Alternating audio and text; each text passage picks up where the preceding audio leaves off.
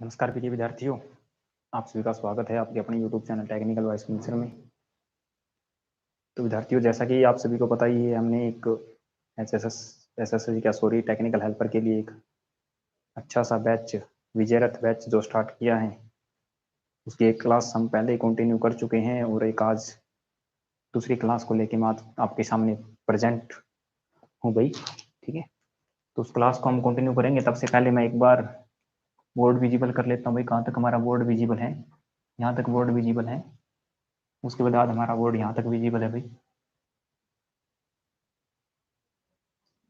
यहाँ तक board visible है और यहाँ तक बोर्ड हमारा विजिबल है। ठीक है, तो चलिए साथियों, आप सभी का स्वागत है आपके अपने YouTube channel by Sunil sir में। मैं सुनील कुमार, इलेक्ट्रिकल डिपार्टमेंट से। तो प्रिय विद्यार्थियों, आप सभी जुड़े हैं इलेक्ट्रिकल से, तो आप सभी के लिए एक अच्छी न्यूज जो थोड़े दिन पहले ही राजस्थान सरकार की तरफ से आई है आप सभी के लिए।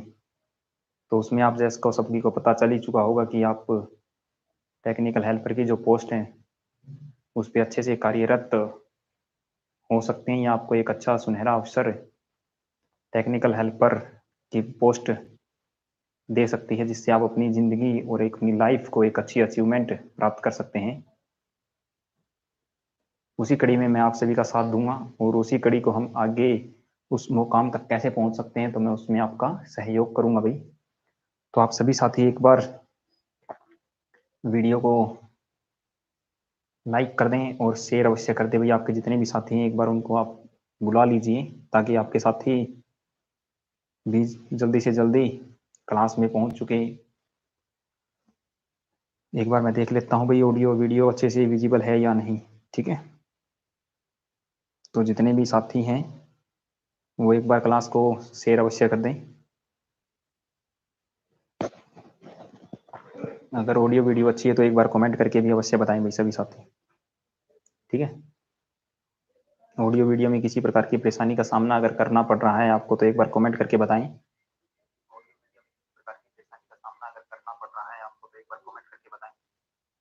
ठीक है, वरना फिर आज की क्लास को हम कंटिन्यू स्टार्ट करते हैं भाई। ठीक है, तो बच्चों सर्वप्रथम मैं आपको बता देता हूँ, हमने एक विजय रथ बैच जो फ्री ऑफ कॉस्ट आप सभी के लिए रखा है, जो आपके लिए टेक्निकल हेल्पर और जितने भी आपकी इलेक्ट्रिकल से जुड़ी वैकेंसियां हैं, जितने भी पोस्ट हैं, जितने भी आपके एग्जाम होंगे, IUCL है, टेक्निकल हेल्पर है, इन सभी के लिए जो आपका एक मिशन है, सक्सेसफुल है, जो इलेक्ट्रिसिटी को मैं आपके बेस्ट कंटेंट में प्रोवाइड करवाने का काम कर रहा हूँ, उसी कड़ी में आज की हमारी क्लास रहेगी। पीछे की एक क्लास विजय रथ बैच की हमारी हो चुकी है, ये फ्री ऑफ कॉस्ट आपका रहेगा। जो आप बैच किसी दूसरे प्लेटफॉर्म से या फिर दूसरे ऐप्स के माध्यम से 1000, 2000 और 2000, 3000 रुपए में बैच बाय कर रहे हैं, वही बेस्ट कंटेंट आपको मैं यहाँ फ्री में प्रोवाइड करवाऊंगा। बस आपको करना क्या है, हर रोज क्लास को अटेंड करना है, क्लास में आपकी प्रेजेंटेशन दिखानी है, आप प्रेजेंट होना है और आप एक अच्छे मुकाम पर पहुंचेंगे, ये मेरा आपसे वादा है। जितना कंटेंट आपको करवाया जाएगा एकदम फास्ट और एकदम अच्छे तरीके से होगा, बेस्ट वे के साथ होगा। ठीक है, तो जितने युवा साथी जिन्होंने टेक्निकल हेल्पर राजस्थान में पद पे कार्यरत होने का मन में ठाना है और जिनको एक मेहनत करनी है, तो वो अपने इस यूट्यूब चैनल के माध्यम से हमसे जुड़ सकते हैं। आगामी जितने भी आपके एग्जाम, इलेक्ट्रिकल से रिलेटेड जितने भी एग्जाम आपके होंगे, उन सभी में ये क्लास आपकी महत्वपूर्ण रहेगी। और ये batch free of cost YouTube पे लाइव रहेगा भाई। नाम मात्र बैच रखा है बस, बैच बैच का नाम है। बैच देखते ही आप ये मत सोचना कि पैसे से रिलेटेड कुछ होगा। जितनी नॉलेज, जितना ज्ञान, जितनी मेरे को आपके कुछ भी मेरी, मैं मानता हूँ कि मेरा एक टीचिंग में इंटरेस्ट है वो, और जितनी नॉलेज है वो आपके साथ शेयर कर रहा हूँ। ठीक है, तो इस बैच में हम यही काम करेंगे और एक अच्छे सी वे के साथ एक तैयारी को एक अच्छे मुकाम पे लेके जाएंगे। ठीक है, तो पीछे की क्लास में हमने पढ़ा था भाई। ठीक है, कल की जो पीछे की क्लास थी उसको हमने पढ़ चुके हैं। उसमें परमाणु इलेक्ट्रिसिटी का हम स्टार्टिंग से बेसिक को लेके चले थे, परमाणु करंट और चार्ज के बारे में पढ़ चुके हैं, जो एक बेहतरीन क्लास थी। तो आप एक बार चैनल पे आए, जल्दी से चैनल को सब्सक्राइब करें और शेयर करें वीडियो को और लाइक अवश्य कर दें भाई। ठीक है, तो आज की इस क्लास में हम आगे का कंटेंट स्टार्ट करते हैं। और आज की ये क्लास आपकी एक मैराथन होगी भाई, कम से कम 2 घंटे के आसपास की क्लास चलेगी। तो सभी साथियों से मेरा नम्र निवेदन कि एक बार क्लास को अवश्य शेयर करें, और जितने भी युवा साथी हैं जिन्होंने फॉर्म फिल नहीं किया वो टेक्निकल हेल्पर का फॉर्म अवश्य फिल कर दें। कहीं ना कहीं आपकी जॉब, आपकी एक पोस्ट जो आपका इंतजार कर रही है, आप उस पर अवश्य कार्यरत होंगे और अपने घर परिवार का सपना अवश्य सक्सेसफुल करेंगे भाई। ठीक है, एक बार क्लास को शेयर कर दीजिए, तब तक मैं भी अपने टेलीग्राम ग्रुप में क्लास को शेयर कर देता हूँ भाई। हमारी लाइव क्लास जो है वो स्टार्ट हो चुकी है।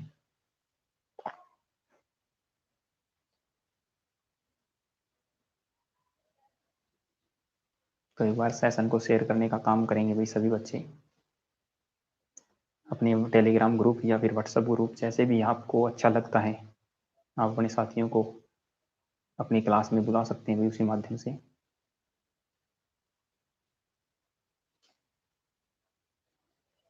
ठीक है,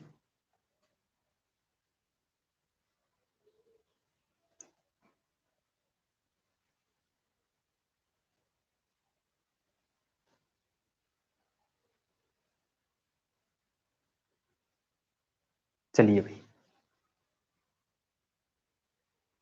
बोर्ड मेरे ख्याल से सभी को विजिबल होगा अच्छे तरीके से, इसमें किसी को कोई परेशानी नहीं होगी। अगर बोर्ड अच्छे से विजिबल है तो एक बार कमेंट करके अवश्य बताएं भाई, बोर्ड अच्छे से विजिबल है कि नहीं। उसके बाद फिर हम क्लास का जो वे है उसको अच्छे से कंटेंट, बेहतरीन कंटेंट के साथ क्लास को शुरुआत करते हैं और एक बेस्ट वे के साथ इस क्लास का आगाज। चलिए प्यारे विद्यार्थियों, ठीक है, बातें हो चुकी हैं और आज की क्लास को हम स्टार्ट करते हैं। तो पिछली क्लास में जो हमने पढ़ा था वो मैं आपको बता देता हूँ थोड़ा रफली, कि हम क्या क्या डिस्कस कर चुके हैं और क्या क्या पढ़ चुके हैं। ठीक है, एक सेकंड रुकना भाई।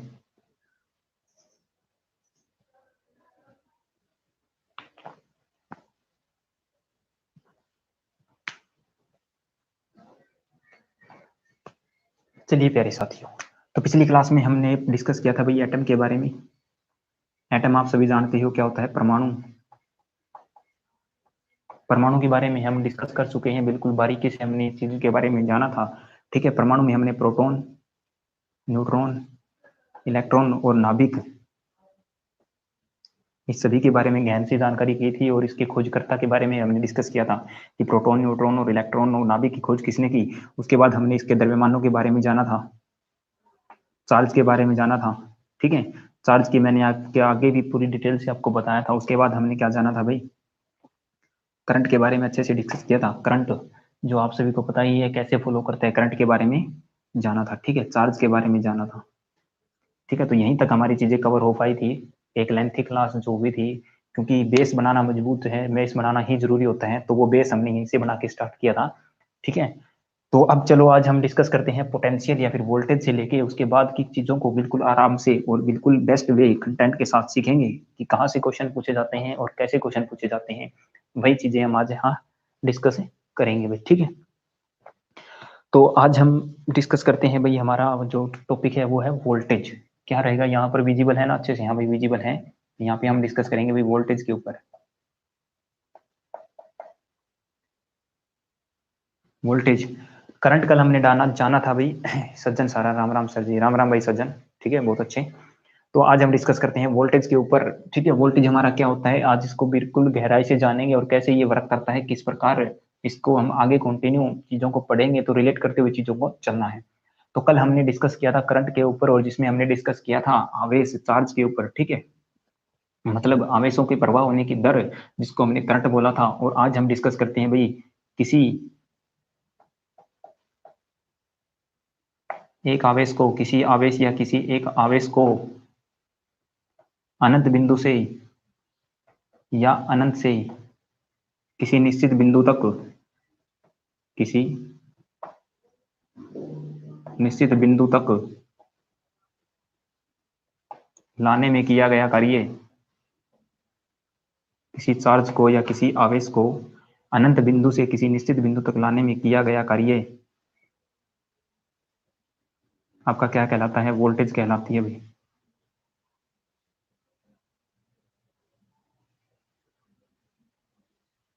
क्या कहलाती है आपकी, वोल्टेज कहलाती है। वाईफाई बंद कर दिए, ठीक है।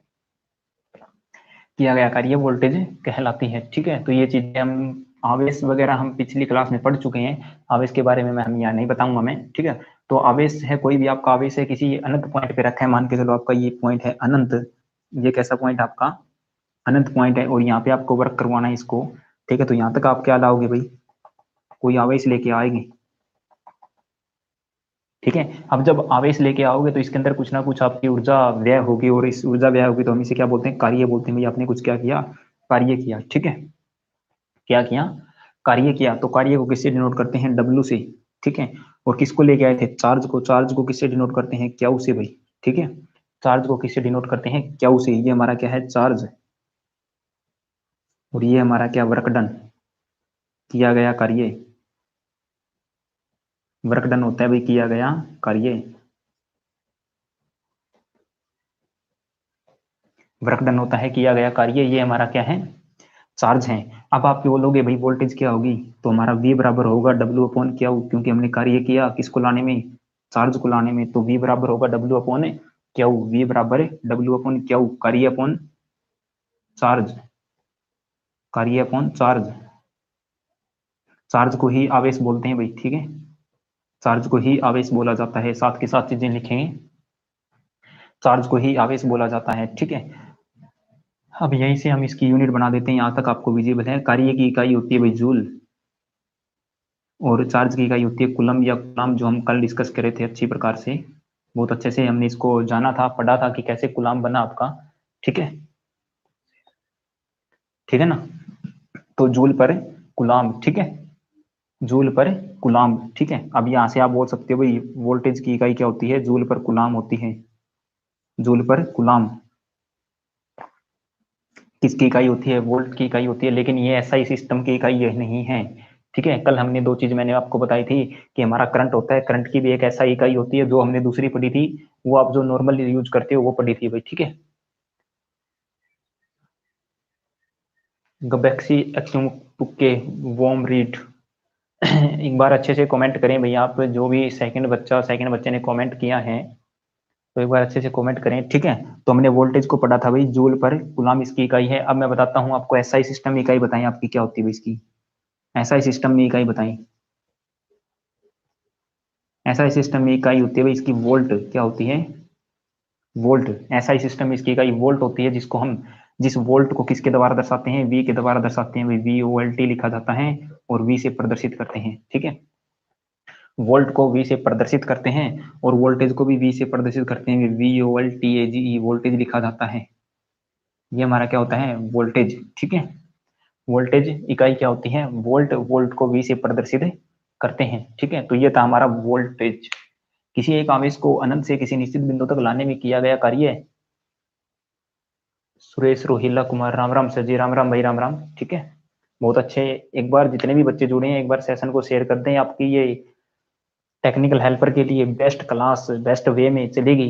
तो सभी जल्दी से अपने साथियों को एक बार लेके आए, और अच्छे से इन चीजों को नोट करते रहें, ठीक है। साथ के साथ हमारे टेलीग्राम ग्रुप को भी ज्वाइन करें भाई, ठीक है।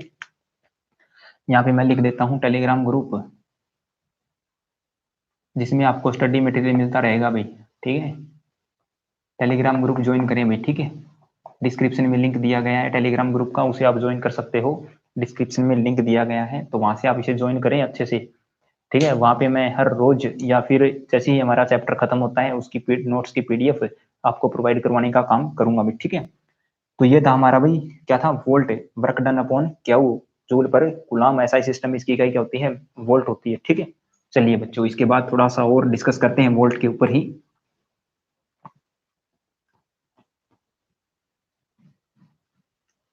अब सभी बच्चे मेरे ख्याल से आप ALM से अभी पेंडिंग हो, तो ALM से उम्मीद है तो अच्छी बात है, ठीक है। वरना एग्जाम की तैयारी मत छोड़ना भाई, ठीक है। क्या डिस्कस कर रहे थे हम, वोल्टेज, ठीक है। वोल्टेज को मैं लिखता हूँ भाई VW/Q, ठीक है, जूल पर कूलाम। अब शॉर्ट फॉर्म में ऐसे ही चीजें लिखी जाती है, जूल पर कूलाम या फिर कूलम, ठीक है। दूसरी इकाई इसकी होती है वोल्ट, एसआई सिस्टम में भाई, एसआई सिस्टम में इसकी जूल पर वोल्ट इकाई होती है।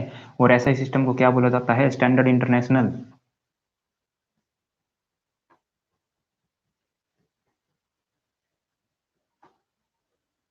स्टैंडर्ड इंटरनेशनल, स्टैंडर्ड इंटरनेशनल, ठीक है। स्टैंडर्ड इंटरनेशनल सिस्टम में इसकी इकाई ये है भाई, कर दिया जी श्री, शेयर टेलीग्राम पर मैंने भी। हाँ भाई ठीक है भाई सुरेंद्र कुमार, आपका बहुत बहुत आभार व्यक्त करता हूँ मैं। ऐसी चीजें अगर ऐसा ही सहयोग आपका बना रहा तो हम एक दिन बहुत ऊंचाइयों पे होंगे। और जिसका सहयोग, अगर आप जितना सहयोग करोगे उससे कहीं ज्यादा सहयोग मैं एक आपको स्टडी के माध्यम से करवा सकता हूँ भाई, ठीक है। तो स्टैंडर्ड इंटरनेशनल में इसकी इकाई होती है वोल्ट। अब देखो भाई, अब चीजें आपको देखो सीधी सी बात है, जैसे ही कल हमने थोड़ा सा करंट के बारे में जाना था तो साथ के साथ वोल्टेज के बारे में भी जानते हैं, ठीक है। तो वोल्टेज की W अपॉन क्या होता है, जूल पर कूलाम, और वोल्ट होता है एसआई सिस्टम में, स्टैंडर्ड इंटरनेशनल सिस्टम एसआई जो हमारा होता है, ठीक है। अब इसको मापने के लिए कुछ ना कुछ क्या चाहिए, ठीक है। इसको मापते हैं भाई, मापना किसके द्वारा मापते हैं, वोल्टेज को, वोल्टेज को मापते हैं भाई वोल्ट मीटर के द्वारा, वोल्ट मीटर के द्वारा, ठीक है। वोल्टेज को किसके द्वारा मापा जाता है, वोल्ट मीटर के द्वारा। और ये आपका जो विजय रथ बैच है वो फ्री ऑफ कॉस्ट यूट्यूब पे विद्यमान रहेगा। हमारी इस चैनल के प्लेलिस्ट में आप जाएंगे, विजय रथ बैच को सर्च करेंगे, आज की ये दूसरी क्लास ऐसे ही नए अंदाज के साथ हर रोज आपकी ये क्लास मिलती रहेगी, ठीक है। वोल्ट मीटर के द्वारा क्या करते हैं भाई, इसको वोल्टेज को मापा जाता है वोल्ट मीटर के द्वारा। अब वोल्ट मीटर से भी आपको एक दो क्वेश्चन बता देता हूँ भाई, ठीक है, जो कई बार पूछ लिए जाते हैं। बाद में दोबारा चीजें होंगी तो हम चीजों को पढ़ेंगे। वोल्ट मीटर हमेशा, ठीक है, हमेशा लोड के समानांतर क्रम में जोड़ा जाता है भाई, समानांतर क्रम में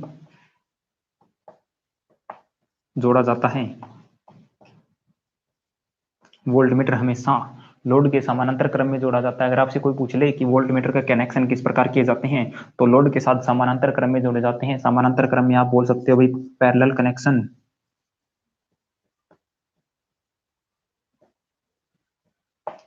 समानांतर क्रम का मतलब होता है कि पैरेलल कनेक्शन, ठीक है।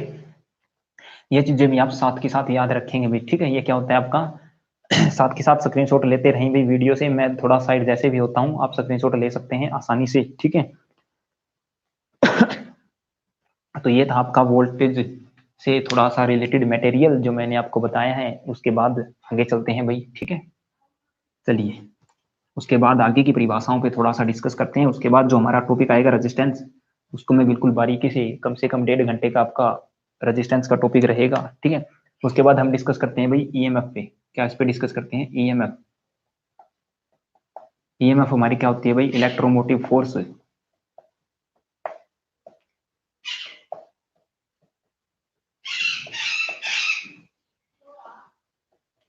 इलेक्ट्रोमोटिव फोर्स जिसे आप क्या बोलते हो, विद्युत वाहक बल, ठीक है। जिसे क्या बोला जाता है भाई, विद्युत वाहक बल।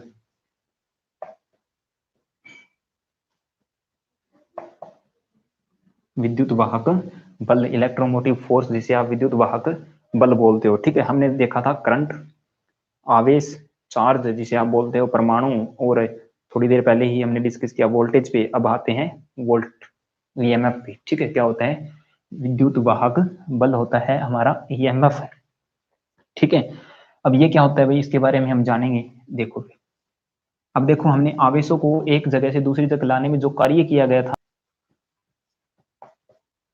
आवेशों को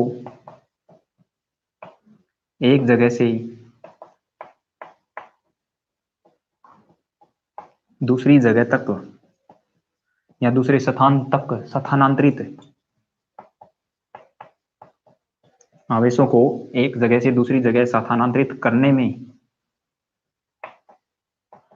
दी गई ऊर्जा, करने में दी गई ऊर्जा क्या कहलाती है भाई, ईएमएफ कहलाती है। ईएमएफ कहलाती है, ठीक है।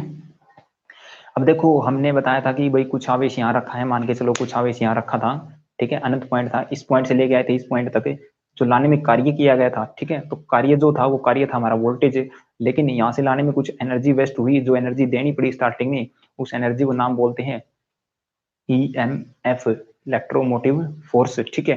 एक बार क्लास को लाइक अवश्य कर दे भाई, अगर बेस्ट कंटेंट और अच्छी चीजें आपको मिल रही हैं तो, ठीक है। तो आवेशों को एक जगह से दूसरी जगह स्थानांतरित करने में दी गई ऊर्जा को क्या बोला जाता है, ईएमएफ बोला जाता है, ठीक है। ईएमएफ को भाई इसको ई के द्वारा प्रदर्शित करते हैं, ई से दर्शाते हैं या प्रदर्शित करते हैं भाई, ठीक है। ई से इसको प्रदर्शित करते हैं। और इसकी भी आपको यूनिट बता देता हूँ, इकाई बता देता हूँ भाई। ईएमएफ की इकाई, इकाई इसकी भी क्या होती है भाई, वोल्ट होती है, वोल्ट। इकाई क्या होती है इसकी भी, वोल्ट होती है। इकाई इसकी क्या होती है, वोल्ट। ठीक है, इसकी भी इकाई क्या होती है, वोल्ट। और इसको मापने के लिए भी किसका यूज किया जाता है, वोल्ट मीटर का यूज किया जाता है भाई। वोल्ट मीटर के द्वारा इसका मापन किया जाता है। ठीक है, मापना, वोल्ट मीटर के द्वारा क्या करते हैं, मापते हैं। और वोल्ट मीटर का जैसे ही नाम आता है तो आपको पता है कि इसे हम पैरेलल कनेक्शन में लगाते हैं। किसके, लोड के पैरेलल में लगाते हैं, लोड के समानांतर में इसको लगाया जाता है। ठीक है, तो ये था आपका ईएमएफ से रिलेटेड मटेरियल। ठीक है, चलिए अब आगे चलते हैं भाई। तो चीजें, समय कम है और चीजें ज्यादा हैं, तो जल्दी से जल्दी चीजों को कवर करने का प्रयास करेंगे, बट करेंगे थोड़ा सा अच्छे वे के साथ। ठीक है, आप वीडियो को एक की बजाय 2 बार देख सकते हो। ठीक है, अगर चीजें कंटेंट प्रोवाइड है तो। ठीक है, उसके बाद हम चलते हैं भाई पोटेंशियल डिफरेंस, इस पे चलते हैं, पोटेंशियल डिफरेंस पे चलिए।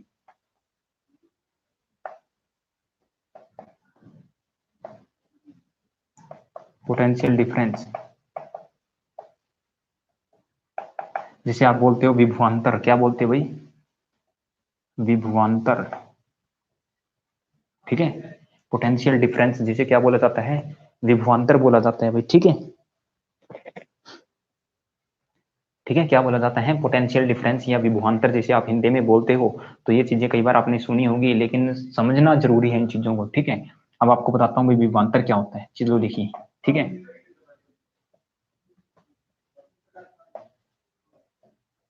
लोड के दोनों,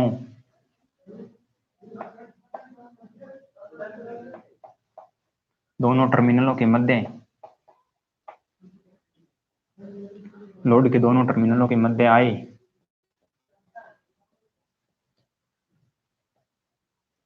वोल्टेज के अंतर को वोल्टेज डिफरेंस, पोटेंशियल डिफरेंस भाई, पीडी, पोटेंशियल डिफरेंस कहा जाता है। ठीक है, क्या कहा जाता है, मान के चलो लोड के दोनों टर्मिनलों के मध्य जो भी अंतर आता है, लोड के 2 टर्मिनल होते हैं, आपको पता है। जैसे मैं आपको बताता हूँ भाई, आपका फर्स्ट टर्मिनल ये है, सेकंड ये है, ये दोनों टर्मिनल किसी प्रतिरोध के माध्यम से जुड़े हैं। ठीक है, ये प्रतिरोध का सिंबल होता है, ये आपका ए पॉइंट है और ये बी पॉइंट है। आपसे यहां से पूछा जाता है potential difference, V A B पूछा जाता है भाई। ठीक है, वी ए बी पूछा जाता है। ऐसी चीजें पूछी जाती हैं आपसे काफी टाइम और काफी बार, ऐसे क्वेश्चंस आपके एग्जाम में देखने को मिलते हैं। ठीक है, ठीक है ना। वोल्ट क्या बोला जाता है भाई, पीडी कहा जाता है, पोटेंशियल डिफरेंस। अब यहाँ पे आप क्या लिखोगे, पीडी, पीडी क्या होगा भाई, वी ए बी बराबर होगा, इसे ही मैं वी ए बी को बोल देता हूँ पीडी, पोटेंशियल डिफरेंस तो हमारा यही होगा ना। तो वी ए बी बराबर होगा भाई V A minus V B. ठीक है, वी ए यहाँ पे कुछ वोल्टेज और यहाँ पे कुछ वोल्टेज, जो दो इन दोनों के बीच का दोनों का अंतर है, वो गैप है, वही हमारा क्या होगा, वोल्टेज डिफरेंस होगा, पोटेंशियल डिफरेंस होगा। ठीक है, पोटेंशियल डिफरेंस होगा। इसको भी वही आपको किसके द्वारा मापा जाता है, इसको वोल्टमीटर के द्वारा मापा जाता है, वोल्टमीटर से मापते हैं। ठीक है, ये चीजें आपने पढ़ी होगी, इसको किसके द्वारा मापते हैं, वोल्टमीटर से मापते हैं। ठीक है, तो ये था आपका पोटेंशियल डिफरेंस। ठीक है, पता चला आपको चीजें, क्या वो दोनों के बीच में जितना अंतर है, यहाँ पे कुछ है, यहाँ पे कुछ है, तो वो आपका क्या होगा भाई, वोल्टेज डिफरेंस होगा। ठीक है, क्या होगा भाई, वोल्टेज डिफरेंस होगा। चलिए, ठीक है, उसके बाद हम पढ़ते हैं आगे की चीजें, उसके बाद हम आगे की चीजें करते हैं। वोल्टेज डिफरेंस हम पढ़ चुके हैं, अब हम पढ़ते हैं वोल्टेज ड्रॉप, वोल्टेज ड्रॉप। अब हम पढ़ते हैं भाई वोल्टेज ड्रॉप, कि वोल्टेज ड्रॉप कैसे होती है।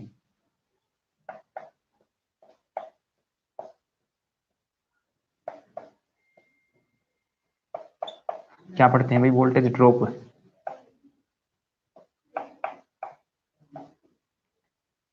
ठीक है, वोल्टेज ड्रॉप। ठीक है, जो ड्रॉप हुई वोल्टेज क्या होती है, जैसे आपने किसी सर्किट में सप्लाई दी, या फिर आपने प्रतिरोध लगा रखा है, या इंडक्टर लगाया, कैपेसिटर लगाया, एक साइड से कुछ सप्लाई दी, जो सप्लाई आपने कुछ दी थी स्टार्टिंग में इनपुट, और आगे सप्लाई आपको और लेके जानी है। मैं आपको एक छोटे से प्रैक्टिकल के माध्यम से चीजें दिखाता हूँ भाई। जैसे ये कुछ है, प्रतिरोध है, मैंने यहाँ से इसको फेज की सप्लाई दी और मैंने ना आगे यहाँ पे एक लैंप लगा दिया भाई, ठीक है, और यहाँ से इसको न्यूट्रल की सप्लाई दी, ठीक है। अब आप क्या होगा, इस लैंप के पास है ना पूरी वोल्टेज नहीं पहुंच पाएगी। मान के चलो यहाँ से मैंने वोल्टेज दी थी 200 वोल्ट। अब हो सकता है यहाँ पे आपने वोल्ट मीटर से मापी भाई चीजें, इसके पैरेलल में चीजें आप माप रहे हो, वोल्ट मीटर लगाया तो इसने रीडिंग दिखाई भाई आपको 80 वोल्ट। अब देखो चीजें मैंने दी थी 200 वोल्ट, यहाँ पे मिली 80 वोल्ट, तो मतलब कुछ ना कुछ तो ड्रॉप हुई है। ड्रॉप का मतलब कुछ ना कुछ जो हमारे काम की नहीं है, लेकिन वो गई कहीं ना कहीं, ठीक है। एक्चुअल हमारी लास्ट पॉइंट में नहीं मिली वो चीजें, और वो चीज कहीं ना कहीं गायब होगी। तो गायब कहाँ हुई भाई, वो चीजें यहाँ गायब हुई है। कितनी होगी, 120 वोल्ट,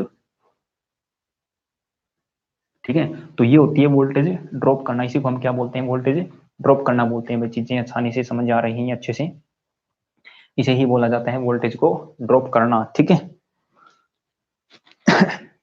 ठीक है, इसे क्या बोला जाता है, वोल्टेज को ड्रॉप करना, यही होती है हमारी वोल्टेज ड्रॉप, ठीक है। तो चलिए मैं आपको परिभाषा लिखा देता हूँ भाई।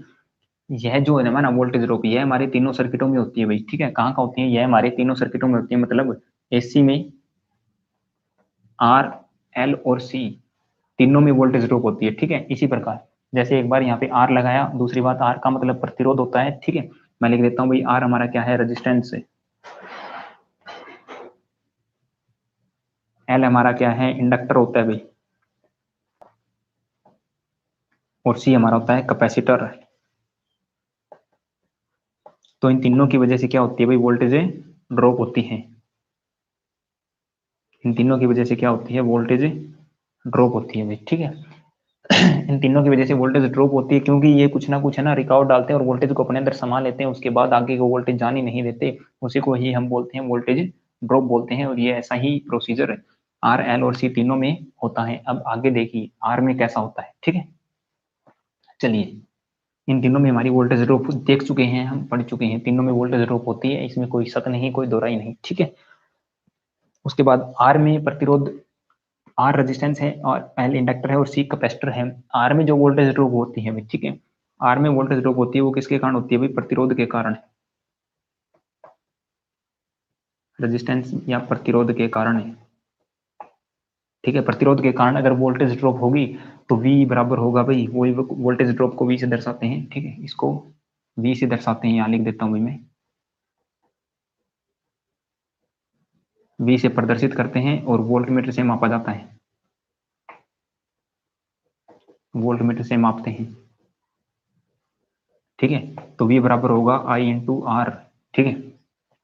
प्रतिरोध के कारण होगी V बराबर I इंटू आर। इतनी वोल्टेज ड्रॉप, क्वाइल, जो एक क्वाइल नुमा आकृति आप बनाते हो, किसी तार को लपेट के क्वाइल बना देते हो, तो उसके द्वारा जो वोल्टेज ड्रॉप होती है वो, तो इंडक्टर के कारण है, इंडक्टर के कारण जो वोल्टेज ड्रॉप होगी, इसे वी आर लिख देता हूँ भाई मैं, इसे वी एल लिख देता हूँ। वोल्टेज ड्रॉप इसमें एल, और एल क्या होता है आपका, इंडक्टर, ठीक है। तो इसमें होगा आई एक्स एल, ठीक है। इसमें कैसे होगी भाई, आई एक्स एल, ठीक है। अब इकाई क्या होती है इसकी, वोल्ट, तो आप वोल्ट लगाना ना भूल लेंगे साथ के साथ। उसके बाद है आपका कैपेसिटर, तो कैपेसिटर में भी आपकी वोल्टेज ड्रॉप होती है। कैपेसिटर में किसके कारण होती है भाई, कैपेसिटर के कारण होती है, सीधी सी बात है, जिसे आप प्रेरकत्व तो बोलते हो, सॉरी भाई, धारिता, धारिता कैपेसिटर, या कैपेसिटर के कारण जो वोल्टेज ड्रॉप होती है उसे ही,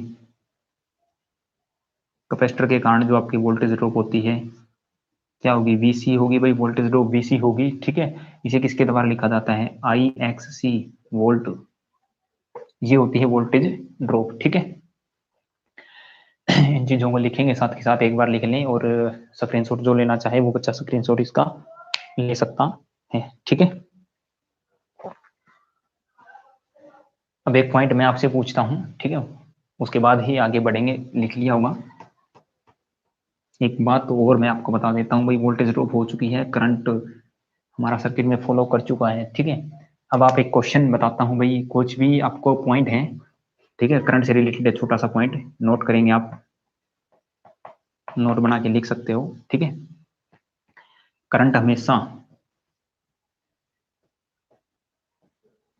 हमेशा उच्च विभव से निम्न विभव की ओर निम्न विभव की ओर चलता है। ठीक है, करंट हमेशा उच्च विभव से निम्न विभव की ओर चलता है, मतलब हायर पोटेंशियल से लोअर पोटेंशियल की तरफ हमारा क्या चलता है भाई, करंट चलता है। हायर पोटेंशियल से लोअर पोटेंशियल की ओर हमारा करंट हमेशा चलता है। अगर ऐसा पॉइंट नहीं दे रखा हो तो करंट को चलने के लिए या करंट को चलाने के लिए सर्किट में पोटेंशियल डिफरेंस पीडी होना अनिवार्य है भाई। ठीक है, क्या है, पीडी होना क्या है, अनिवार्य है। जब तक आपके सर्किट में पोटेंशियल डिफरेंस नहीं होगा तब तक हमारा करंट फ्लो नहीं होगा। ऐसा केस आपको कैसे पता चलता है, देखो भाई, यहाँ आपका ये कुछ भी प्रतिरोध लगाया और प्रैक्टिकली चीजें कुछ भी हो सकती है। यहाँ पे 10 वोल्ट लिखा है और यहाँ भी 10 वोल्ट लिखा है। आपसे क्वेश्चन पूछा जाता है इस सर्किट में एम्पियर या करंट कितने एम्पियर फ्लो हो रहा है, करंट कितना एम्पियर है। ठीक है, तो देखो वोल्टेज 10 वोल्ट यहाँ है, 10 वोल्ट यहाँ है, तो करंट को प्रवाहित होने के लिए क्या होना चाहिए, पीडी होना चाहिए। पीडी कैसे निकालते हो, V A minus V B. ठीक है, तो 10 माइनस 10 क्या आया, पीडी है 0। पीडी 0 जैसे ही हो जाएगा तो करंट क्या हो जाएगा भाई, करंट हमारा फ्लो नहीं करेगा। ठीक है, पीडी हमारा 0 होगा और इस सर्किट में हमारा करंट वो विद्यमान या नहीं होगा, फ्लो नहीं करेगा। ठीक है, यहाँ पे करंट की वैल्यू क्या होगी, आई के मान क्या होगी, आई बराबर 0 होगा, क्योंकि इस सर्किट में पीडी आपका नहीं है। ठीक है, तो ऐसे क्वेश्चन भी कई बार आपसे पूछे जाते हैं, तो आप ये चीजें भी ध्यान रखेंगे, इन चीजों को भूल के नहीं जाएंगे भाई। ठीक है, उसके बाद देखो आगे की चीजें। अब हम चीजें जो वोल्टेज ड्रॉप पढ़ रहे थे उसी पे आगे बढ़ते हैं। ठीक है, ये नोट्स बना के चीजें लिखने वाली बात थी आपकी, वो आप लिख चुके होंगे। ठीक है, अब देखो हमने वोल्टेज ड्रॉप में कुछ डिस्कस किया था भाई, जो आर में वोल्टेज ड्रॉप थी वो किसके बराबर थी, यहाँ से लिखना स्टार्ट करते हैं। वी बराबर था आई आर, वी आर के बराबर ये था। ठीक है, आर इसमें क्या होता है, तो भाई प्रतिरोध होता है, आर क्या होता है, रेजिस्टेंस। ठीक है, आई क्या होता है भाई, करंट, इसकी वजह से वोल्टेज ड्रॉप हुई थी। ठीक है, वोल्टेज ड्रॉप इसमें होगी भाई, वोल्ट में होगी। ठीक है, उसके बाद हमने पढ़ा था V L I into x L पढ़ा था भाई। ठीक है, आई हमारा करंट है, एक्सएल क्या है, इंडक्टिव रिएक्टेंस, इंडक्टिव रिएक्टेंस। ठीक है, इकाई क्या है भाई इसकी, वोल्ट, इनटू क्या रहेगा, करंट। ठीक है, उसके बाद हमने पढ़ा था भाई V C I into X C. ठीक है, आई क्या रहेगा भाई, कैपेसिटिव रिएक्टेंस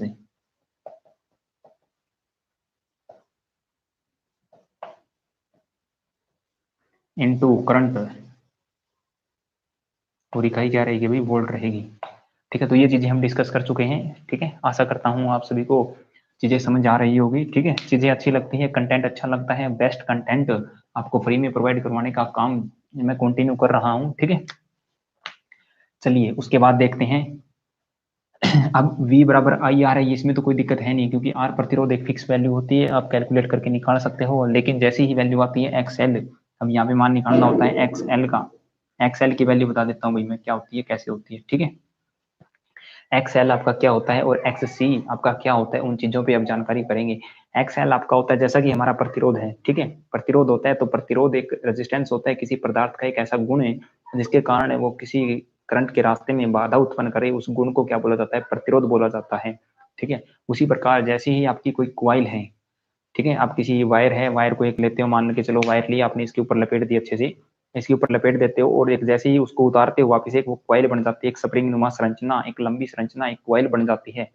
अब जब उसके अंदर से आप करंट को प्रवाहित करवाते हो तो कुछ ना कुछ करंट के रास्ते में बाधा या एक ब्रेकर का काम जो करती है, वो जो गुण आया वो कुछ कहाँ से आया, उसी को हम XL बोलते हैं, इंडक्टिव रिएक्टेंस बोलते हैं। ठीक है, तो क्वाइल के द्वारा जितना अवरोध करंट के रास्ते में डाला जाता है उसे ही हम क्या बोलते हैं, इंडक्टिव रिएक्टेंस बोला जाता है। उसी प्रकार कैपेसिटर के केस में भी ऐसा ही होता है कि कैपेसिटर के द्वारा जितनी रुकावट, जितनी परेशानी, जितनी बाधा या जितने ब्रेकर का कार्य कैपेसिटर करता है, कैपेसिटर के द्वारा किया जाता है करंट के रास्ते में, तो उसे ही हम क्या बोलते हैं, कैपेसिटिव रिएक्टेंस बोलते हैं।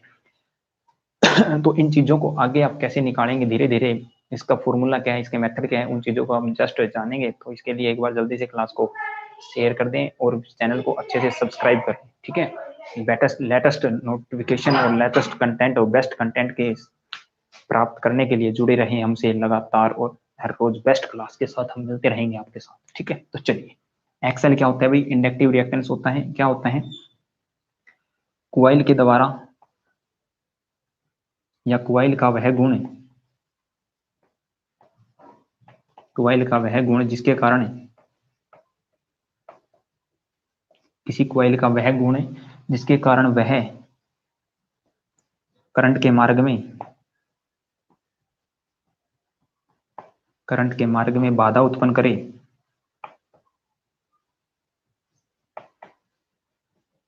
ठीक है, किसी क्वाइल का वह गुण जिसके कारण वह करंट के मार्ग में बाधा उत्पन्न करे, उसे क्या बोलते हैं? इंडक्टिव रिएक्टेंस बोला जाता है। इंडक्टिव रिएक्टेंस को एक्सएल से प्रदर्शित करते हैं भाई।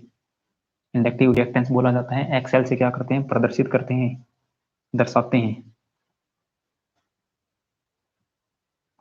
एक्सएल से इसे दर्शाते हैं। ठीक है, इसकी इकाई, इसकी इकाई ओम होती है भाई। क्या होती है? ओम होती है, और ओम का ये सिंबल है। ठीक है, क्या होती है? इसकी इकाई ओम होती है। ठीक है, इसकी इकाई ओम होती है, और एक्सएल की इकाई ओम होती है, और ओम का ये सिंबल है। ये सिंबल किसका है? ओम का है। ठीक है, अब आपको बता देता हूँ, एक्सएल बराबर ओमेगा एल होता है भाई। एक्सएल बराबर ओमेगा एल होता है, एक्सएल बराबर ओमेगा एल। ठीक है, यहाँ पे ये क्या है? ओमेगा। चलो ये लिख देता हूँ भैया अभी, ओमेगा इंटू ये क्या होता है? इंडक्टर। ठीक है, ये एक्सएल इंडक्टिव रिएक्टेंस है, और एल क्या होता है? इंडक्टर होता है भाई। उसका प्रेरक कितना है? और एक होता है प्रेरक तव। ठीक है, एक होता है प्रेरक, एक होता है प्रेरकीय प्रतिघात। ठीक है, एक होता है धारितीय प्रतिघात, और एक होता है प्रेरक प्रतिघात। तो ये इंडक्टर होता है। ठीक है, ओमेगा, ओमेगा किसके बराबर होता है भाई? 2 पाई एफ के बराबर होता है ओमेगा, और एल एल रहेगा भाई। ठीक है, ओमेगा 2 पाई एफ के बराबर होता है, और एल हमारा एल रहेगा। ठीक है, यहाँ तक चीजें विजिबल है ना अच्छे से? ठीक है भाई, विजिबल है। ठीक है, तो आप लिख सकते हो एक्स एल बराबर 2 पाई एफ एल, और क्या होगा भाई? ओम। ये इसकी इकाई होगी भाई। ठीक है, ओम क्या इसकी इकाई है? ओमेगा बराबर एक्स एल बराबर 2 पाई एफ एल, एक्स एल बराबर होता है 2 पाई एफ एल, और एफ एल के ओमेगा इसकी इकाई होगी। ठीक है, उसके बाद देखिए, ओमेगा किसके बराबर है भाई? आपका 2 पाई एफ के बराबर है। ठीक है, एल आपका क्या है? यहाँ इंडक्टर है भाई। ठीक है, इंडक्टर की इकाई आपकी क्या होती है भाई? इंडक्टर की इकाई आपकी हेनरी होती है। तो जैसे ही कोयल बनाते हो तो उसका म्यूचुअल इंडक्टेंस या इंडक्टर कितना होता है? इंडक्टेंस होता है ना वो। ठीक है, तो एल की इकाई क्या होती है आपकी? हेनरी होती है, एल। ठीक है, अब एक्स एल जो आपका बना था, एक्स एल आपका बना था 2 पाई एफ एल। ठीक है, अब यहां से देखो, एफ क्या है? आवर्ती। एफ क्या है? आवर्ती, और एल क्या है? इंडक्टर। एल में आपको बता चुका हूं, पाई हमारा फिक्स रहेगा। ठीक है, यहां से एक जबरदस्त क्वेश्चन आपका बन के आता है, एक्सएल समानुपाती होता है एफ के। ये एक बेस्ट कंटेंट और बेस्ट मेथड और बेस्ट तरीके से आपको ये चीजें मैंने आपको बताई है, वेरी वेरी इंपॉर्टेंट। एक्सएल समानुपाती फ्रीक्वेंसी के होता है। ठीक है, एक्सएल इंडक्टिव रिएक्टेंस समानुपाती फ्रीक्वेंसी। ठीक है, मतलब जैसे जैसे किसी सर्किट में, जैसे जैसे किसी सर्किट में आवृत्ति का मान, जैसे जैसे किसी सर्किट में आवृत्ति का मान बढ़ाते जाएंगे, बढ़ाते जाएंगे, ठीक उसी के साथ साथ,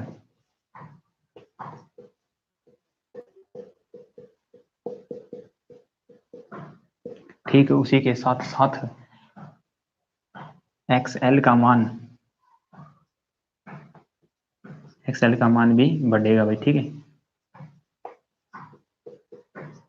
ठीक है, एक्सएल समानुपाती फ्रीक्वेंसी के होता है। ठीक है, जैसे जैसे किसी सर्किट में आप फ्रीक्वेंसी का मान बढ़ाते जाएंगे तो एक्सएल के द्वारा जो आपकी रुकावट है ना, करंट के बारे में जितनी भी रुकावट है वो आपकी बढ़ती जाएगी। ये चीजें यहाँ से प्रूव होके आई है। ठीक है, तो यही बेस्ट कंटेंट आपको अगर किसी यूट्यूबर अगर प्लेटफॉर्म पे मिलता है, किसी ऐप पे मिलता है, 1500-2000 रुपये फीस देके, तो आप वहां से अच्छे से ज्ञान कर सकते हो इन चीजों को, मेरे को मालूम है। लेकिन फ्री ऑफ कॉस्ट अगर कोई भी चीजें आपको दे रहा है तो आप उनको मेरे ख्याल से बहुत कम सीरियसली लेते हो, और ना ही ज्यादा इनको इम्पोर्टेंस देते हो।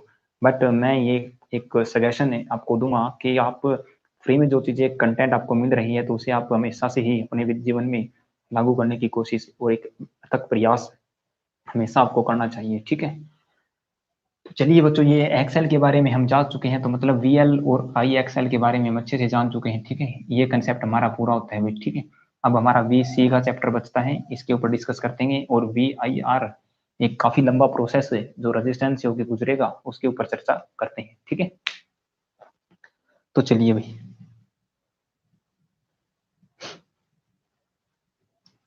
इंडक्टर की इकाई मैंने आपको बता चुका हूँ। इंडक्टर की यूनिट हेनरी, इंडक्टर की यूनिट क्या होती है? हेनरी इकाई होती है भाई इंडक्टर की, ठीक है? ये चीजें आप पढ़ चुके हैं, ठीक है? स्क्रीनशॉट लेना चाहते हैं तो स्क्रीनशॉट ले सकते हैं भैया आप इसकी, ठीक है? चलिए चलिए फिर आगे चलते हैं एक अच्छे से टॉपिक कैपेसिटर के ऊपर, कैपेसिटर के बारे में जानेंगे भाई।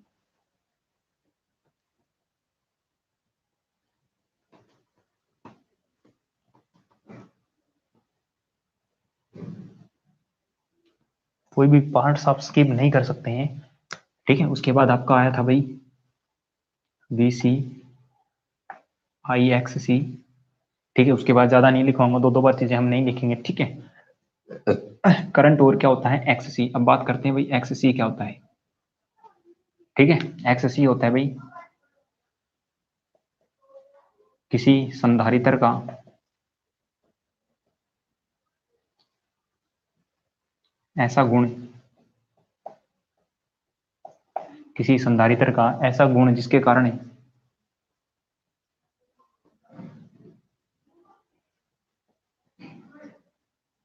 वह करंट के मार्ग में बाधा उत्पन्न करे,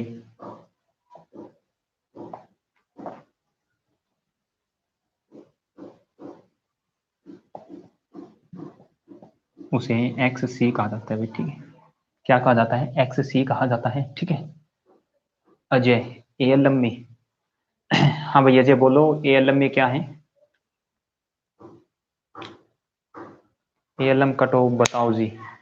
भैया अजय शायद मैंने आपको एक बार पहले भी बताया था, एएलएम की कट ऑफ अब जो रहेगी वो रहेगी, क्योंकि प्रोसेस पूरा हो चुका है, डीवी फाइनल हो चुका है, ठीक है? किसी प्रकार की कोई परेशानी किसी भी बच्चे को मेरे हिसाब से नहीं होगी, लेकिन जो कट ऑफ है वो मैं एक बार पहले बता चुका हूँ आपको, ठीक है? कट ऑफ इस बार रहने के चांसेस हैं, ठीक है?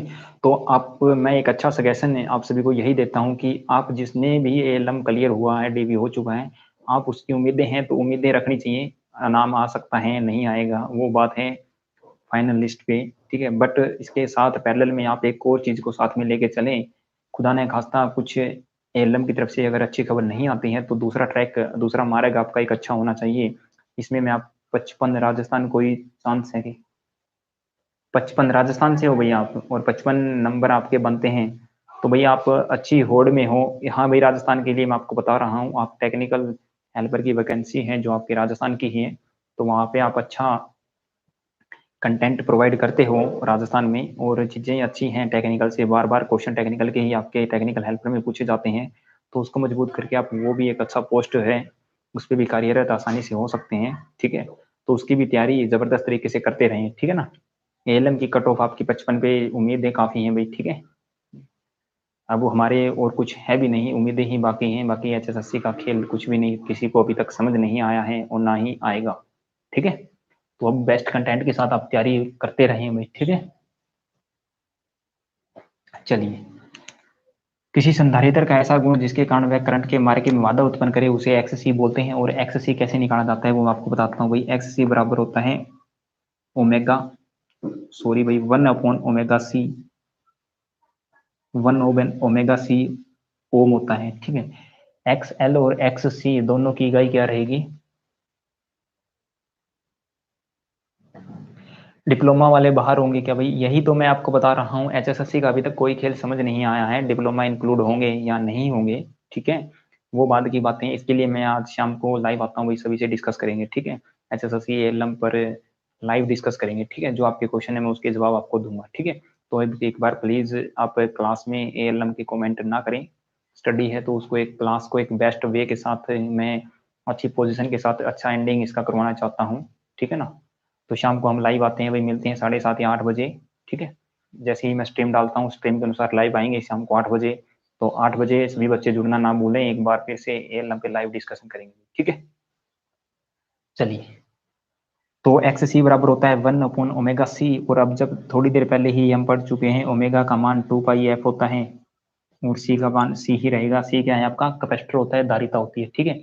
सी क्या है आपका? कैपेसिटर है, कैपेसिटर, ठीक है। और कैपेसिटर की इकाई क्या होती है भाई? सी क्या है आपका? कैपेसिटर है, कैपेसिटर। और कैपेसिटर की यूनिट क्या होती है भाई? फैरेड होती है, यूनिट है फैरेड होती है, ठीक है। कैपेसिटर की यूनिट क्या होती है? फैरेड होती है, ठीक है। तो एक्स सी बराबर 2πfc 1/2πfc, ये चीज आप समझ चुके हैं अच्छे से, ठीक है। अब यहीं से मैं आपको एक्स सी, सॉरी चलो आगे चलते हैं। अब एक्स सी 1/2πfc हम डिस्कस कर चुके हैं, ठीक है। अब देखो जैसे जैसे चीजें कोई डिवाइडेशन में आती हैं, जैसे जैसे चीजें किसी के डिवाइडेशन में आती है, 1 चीजें आई, तो एक्स सी विलोमानुपाती 1/f के होगा भाई, ठीक है। 1/f के होगा। देखो हमारे हाथ में चीजें हैं, f को कम ज्यादा कर सकते हैं भाई हम, ठीक है। तो जैसे जैसे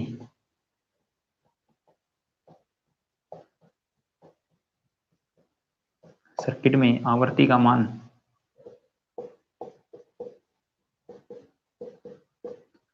मान बढ़ाएंगे,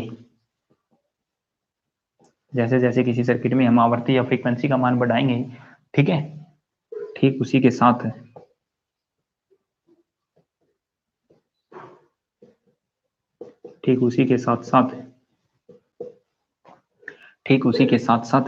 एक्स सी का मान कम होगा भाई, ठीक है। एक्स सी का मान क्या होगा? कम होगा, ठीक है। तो ये चीजें एक अच्छे वे के साथ आपको सीखनी है और इनके ऊपर डिस्कस करना है आपको, ठीक है। तो सभी बच्चे एक बार इन चीजों को नोट करेंगे, और एक बार जो बच्चा स्क्रीनशॉट लेना चाहता है तो स्क्रीनशॉट इन चीजों का ले सकता है भाई, ठीक है। उसके बाद आगे की चीजें डिस्कस करेंगे अच्छे वे के साथ, ठीक है।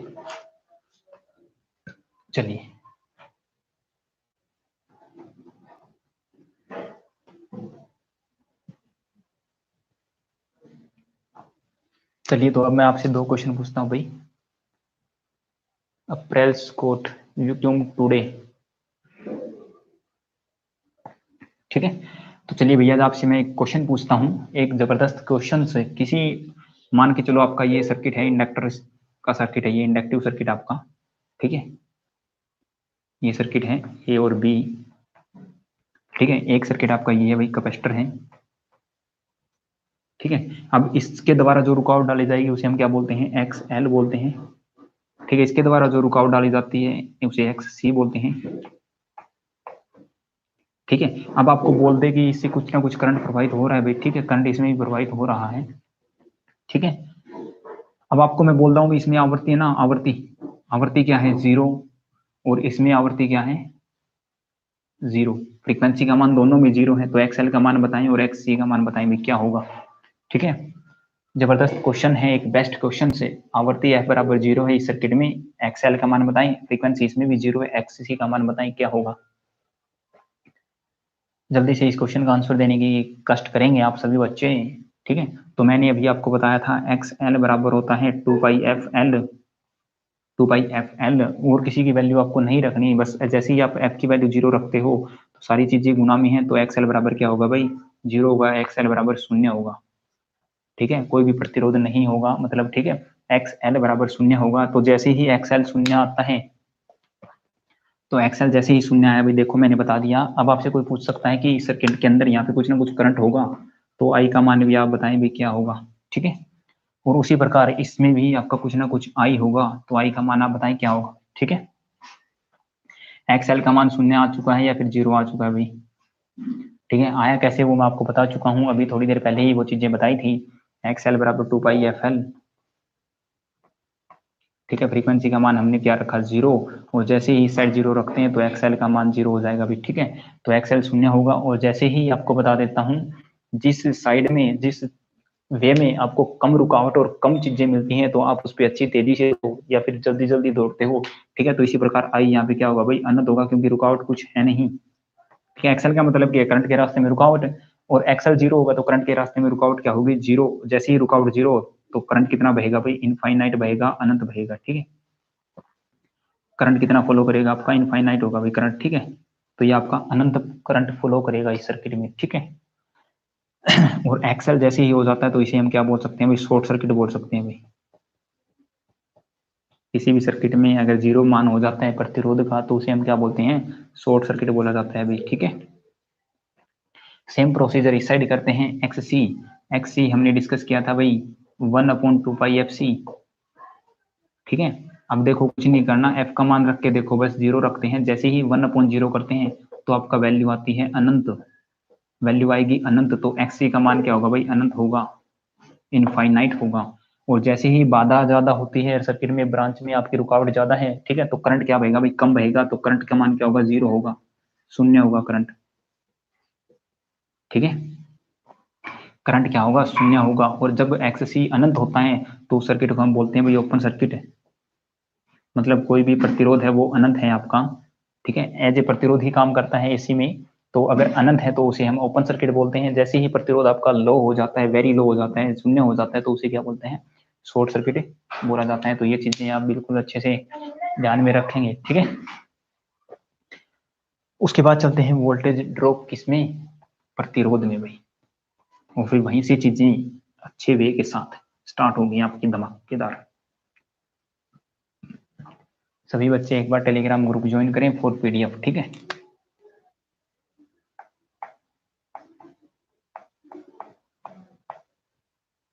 पीडीएफ के लिए आप टेलीग्राम ग्रुप ज्वाइन कर सकते हैं, मैं डिस्क्रिप्शन में इसका लिंक दिया, ठीक है। टेलीग्राम ग्रुप ज्वाइन करें, इसके आगे मैं लिख देता हूँ डिस्क्रिप्शन में लिंक है। डिस्क्रिप्शन में क्या लिखा है, लिंक लिखा गया है भाई, वहां से आप इसको ज्वाइन कर सकते हैं एनी प्रॉब्लम और पीडीएफ के लिए, ठीक है। चलिए भाई, अब हम डिस्कस करते हैं किस पे, हमने डिस्कस किया था यहीं से स्टार्ट करते हैं भाई। V बराबर आई आर पढ़ा था हमने, ठीक है, आई आर ओम, क्योंकि वोल्टेज ड्रॉप की इकाई ओम होती है। वोल्टेज ड्रॉप आपकी जो होगी, सॉरी, V बराबर आई आर नहीं भाई, ये तो वोल्ट में होगी, ठीक है। ये है आपका आई करंट और आर क्या है, प्रतिरोध, ठीक है। आई क्या है यहाँ करंट, इसको चीजों को आसानी से समझना है भाई। यहाँ पे आपका क्या है, करंट गुणा में रेजिस्टेंस है, ठीक है। करंट को आपने पता है सभी को, इकाई क्या होती है, एम्पियर, इकाई क्या होती है, एम्पियर। और इसको एम मीटर के द्वारा मापते हैं भाई, एम मीटर से मापते हैं, ठीक है। ये चीजें अच्छे से समझ आई हैं आप सभी को। ये आपका होता है प्रतिरोध, प्रतिरोध बोलते हैं। आर के द्वारा इसे प्रदर्शित करते हैं भाई, आर के द्वारा क्या करते हैं, प्रदर्शित करते हैं। इकाई क्या इसकी, ओम है, इकाई क्या है, ओम है। और ओम मीटर के द्वारा मापा जाता है, ओम मीटर से मापते हैं, ठीक है। ओम मीटर से इसको मापते हैं, एम्पीयर मीटर से करंट को मापते हैं। ये चीजें समझ आई, ठीक है। अब जैसे ही हम V पढ़ते हैं प्रतिरोध के केस में, प्रतिरोध का सिंबल होता है ये आपका प्रतिरोध है, ठीक है। अब इसमें VAB क्या होगी, वोल्टेज ड्रॉप VAB होगी भाई I इंटू आर, ठीक है। किसके कारण हुई, आर के कारण हुई भाई, ठीक है। समझ चुके हैं ना। अब यहाँ से हम आर निकालते हैं, आर आपका क्या होगा भाई, आर होगा V अपॉन आई, ठीक है। आर क्या होगा, V अपॉन आई ओम, ठीक है। ये एक बेस्ट कंटेंट आप सीख सकें भाई यहाँ से, very very important formula, very very important method आपका कंसेप्ट आना चाहिए अच्छी प्रकार से, और बहुत अच्छी चीजें यहाँ आपको आएंगी। अब यहाँ से एक टर्म आपकी आती है रेजिस्टेंस या प्रतिरोध, इसके बारे में आपको अच्छे से जानकारी होनी चाहिए, ठीक है। उसके बाद जैसे ही हम डिस्कस करते हैं रेजिस्टेंस के ऊपर, रेजिस्टेंस क्या होता है, ठीक है, या फिर प्रतिरोध क्या होता है, अब इसके बारे में जानते हैं। क्योंकि हमने इंडक्टर और कैपेसिटर के बारे में पता कर चुके हैं कि उनका एक्सएल और एक्ससी क्या होता है, तो अब हम चर्चा करनी है रेजिस्टेंस और प्रतिरोध के बारे में, ठीक है। तो सभी बच्चों से एक बार रिक्वेस्ट है कि आप एक बार इस चीज को शेयर कर दें क्लास को, क्योंकि क्लास इतनी अच्छी और इतनी बेस्ट कंटेंट के साथ मैं आपको चीजें करवा रहा हूँ, तो एक बार शेयर करना आपका बनता है। कि जब तक क्लास में आप एक दो स्टूडेंट नहीं होते तो वो टीचिंग का इतना जो मजा है वो नहीं आ पाता है, ठीक है। तो यही मैं आपसे बोल रहा हूँ भैया, आप एक बार शेयर अवश्य कर दें।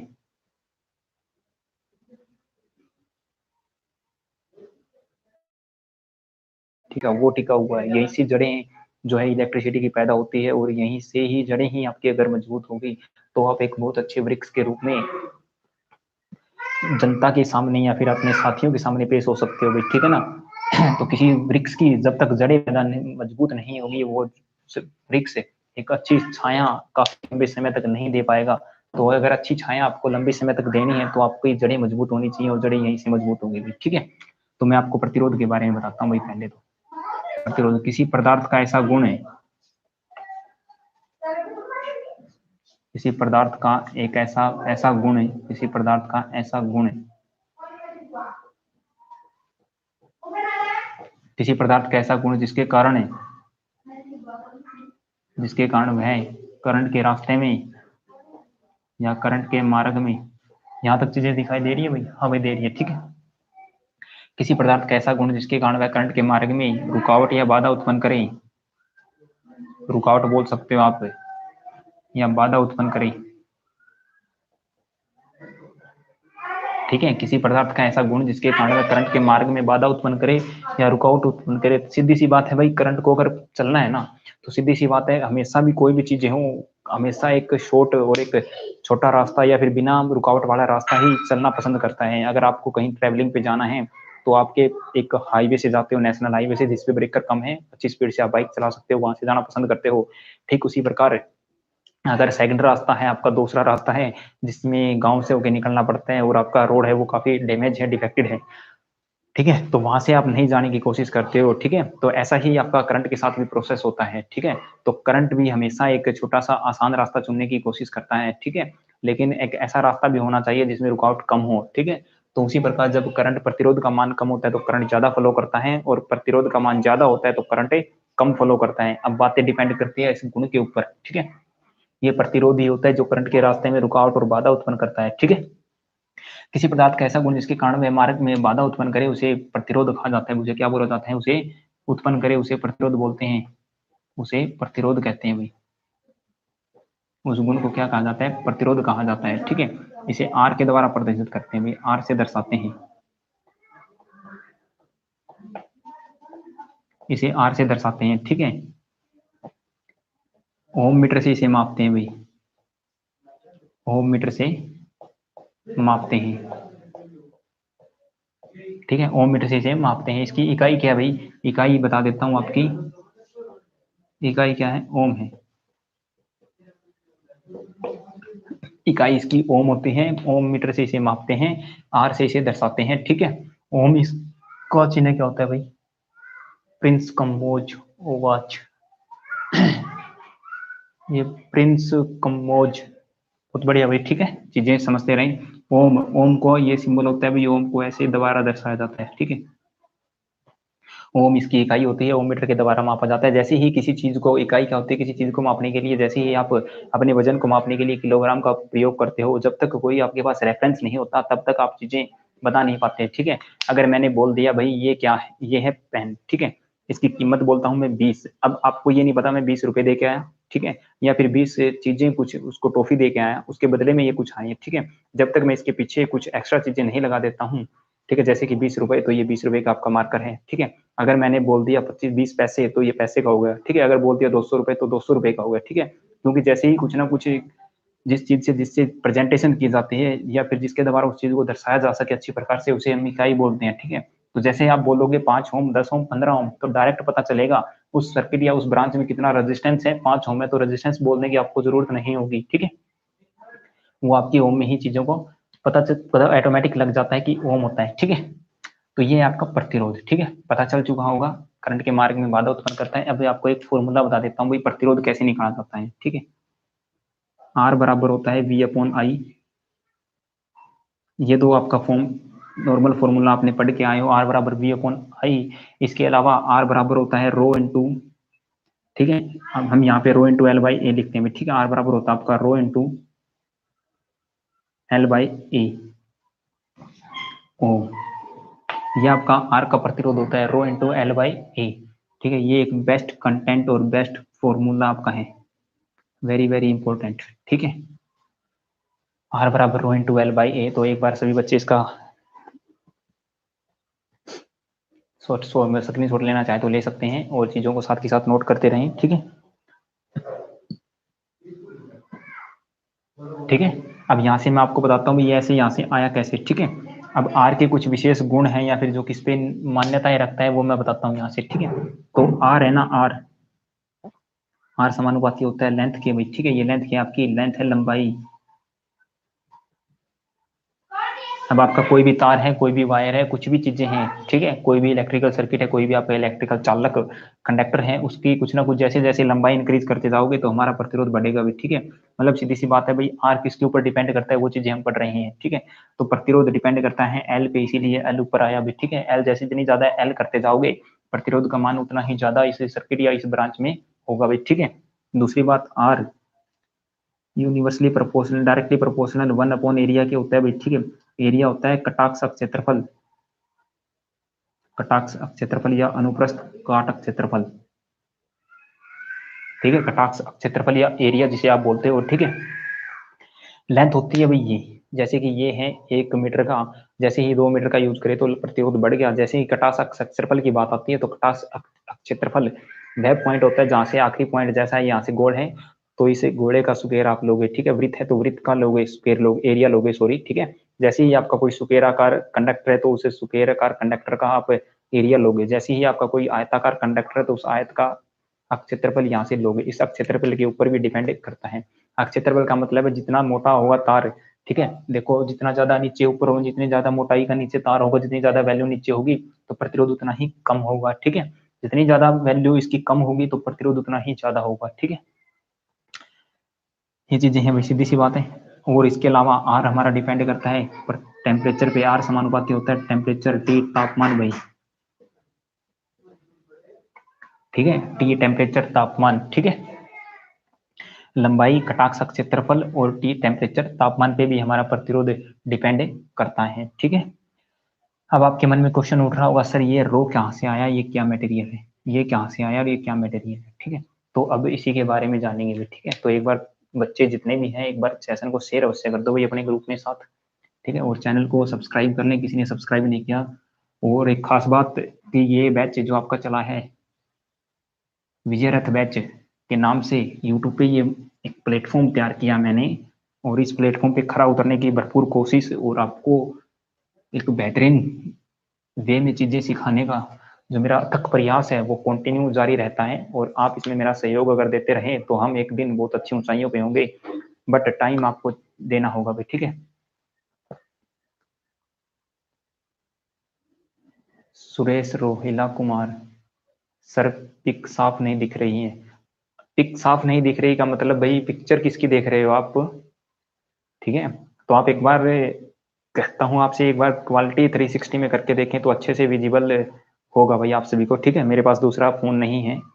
ठीक है, मेरे पास मेरे वाला फोन नहीं है तो वरना तो मैं उसमें चेक करके आपको बता देता कि चीजें अच्छे से दिखाई दे रही हैं या नहीं। तो आप एक बार 360 में करके चीजों को देखें, अच्छे से समझ आएगी भाई सुरेश कुमार। ठीक है, चलिए फिर। ठीक है, आगे हम डिस्कस कर रहे हैं, किसके ऊपर डिस्कस करना है, अब हमें प्रतिरोध पे हम चल रहे थे। ठीक है, अब आपको बताता हूँ भाई रो। ठीक है, क्योंकि हम रो पे डिस्कस कर रहे थे, प्रतिरोध थोड़ा सा मैंने आपको पढ़ा दिया, आपको उससे पहले डिस्कस करना है रो, ये जो हमने पढ़ा था। ठीक है,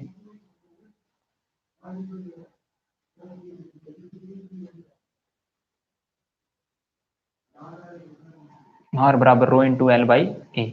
ठीक है, एल हम पढ़ चुके हैं, ए हम पढ़ चुके हैं, अब ये रहता है ए। ये रो क्या रहता है भाई, रो होता है विशिष्ट प्रतिरोध।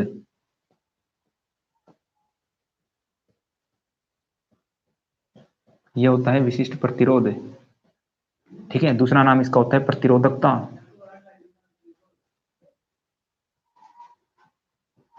विशिष्ट प्रतिरोध या प्रतिरोधकता। ठीक है, विशिष्ट प्रतिरोध या प्रतिरोधकता, और इसे दूसरा नाम इसका एक और भी होता है स्पेसिफिक प्रतिरोध।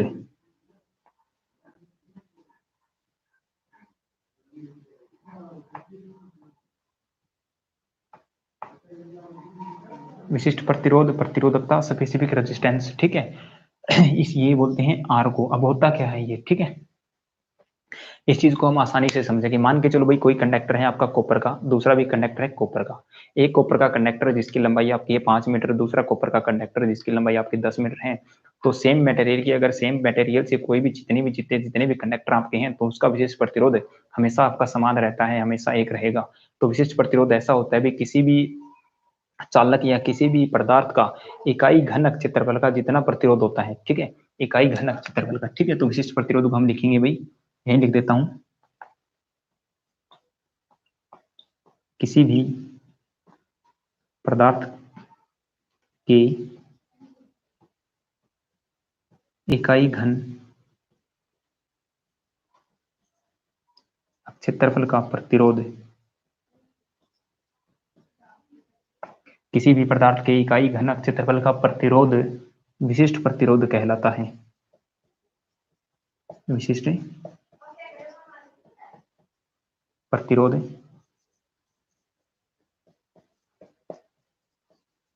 कहलाता है, ठीक है। क्या कहलाता है भाई? विशिष्ट प्रतिरोध कहलाता है, ठीक है। तो ये होता है आपका विशिष्ट प्रतिरोध, ठीक है। विशिष्ट प्रतिरोध क्या होता है? मान के चलो आपकी ये कोई भी कॉपर का कंडक्टर है, ये इतने लंबा आपका है भाई, ठीक है, इतने लंबा है, ठीक है। अब इतने लंबे का सारे का प्रतिरोध नहीं देना होता आपको, ठीक है। तो इससे आप इकाई का एक ऐसे घन सा काट सकते हो, ठीक है। मान के चलो जैसा आपका इकाई का ऐसा घन होता है ना, घन सेंटीमीटर क्यूब का। अब ये अगर ये भी एक है, ये भी एक है, ये भी एक है, तो इसका क्षेत्रफल इकाई घन क्षेत्रफल होगा, ठीक है। और इसके दो सिरों का मध्य का क्षेत्रफल जितना भी होगा भाई, यहाँ से लेके यहाँ तक का, इसका इकाई घन क्षेत्रफल है। और इसका क्षेत्रफल या प्रतिरोध, अब इसका जो प्रतिरोध जितना भी होगा वो प्रतिरोध क्या कहलाता है? विशिष्ट प्रतिरोध कहलाता है। इकाई घन क्षेत्रफल के सिरों का प्रतिरोध, जो प्रतिरोध की मान होगा वही विशिष्ट प्रतिरोध कहलाता है, ठीक है। ये बात अच्छे से समझ आई होगी आपको। उसके बाद मैं आपको एक बेस्ट कंटेंट के साथ बेस्ट चीजें बताता हूँ भाई, ठीक है। अब मैं आपको बताता हूँ विशिष्ट प्रतिरोध को रो के द्वारा दर्शाते हैं, ठीक है। अब विशिष्ट प्रतिरोध यह पदार्थ की प्रकृति पर निर्भर करता है भाई, पदार्थ की प्रकृति पर निर्भर करता है, पदार्थ की प्रकृति पर निर्भर करता है बस।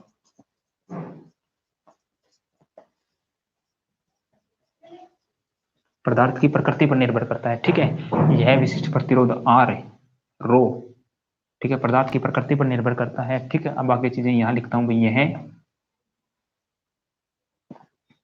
लंबाई व कटाक्ष क्षेत्रफल,